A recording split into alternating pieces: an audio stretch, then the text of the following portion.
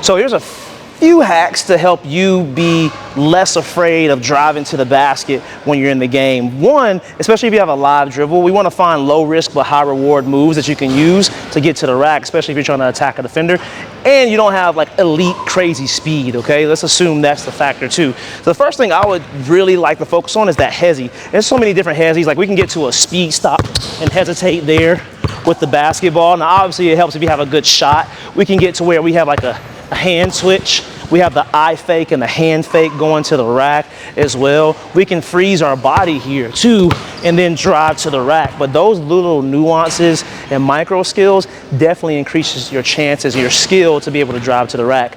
Another one, so hezis were first, body jabs are really important too, and I kind of alluded to it in that last one. A body jab is when we get here and we really start to move our torso, our shoulders, and our feet in a certain way that is also a jab with the basketball. So if you learn how to body jab more, change levels, change speeds, learn how to rock, that's going to be really helpful for us too as players. That's a really high level nuanced skill that I think athletes are learning really sooner rather than later. Another hack would be really improving your jump shot. So the better you can shoot out here, the more likely that defenders are going to run out to try to block your shot. It'll be easier for you to kind of a dual hack, attack closeouts.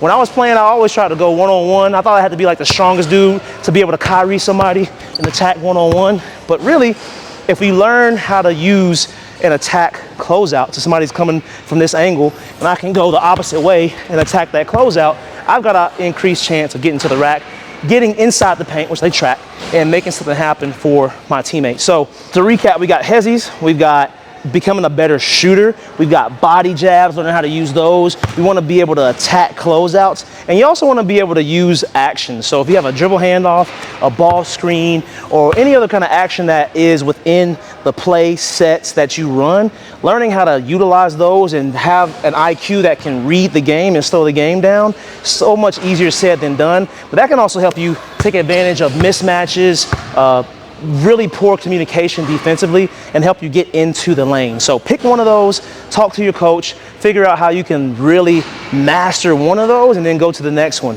Hezis, body jabs, improve your shooting percentage, be a threat out here, attack closeouts, and use actions. That is how you can reduce your fear of driving to the basket.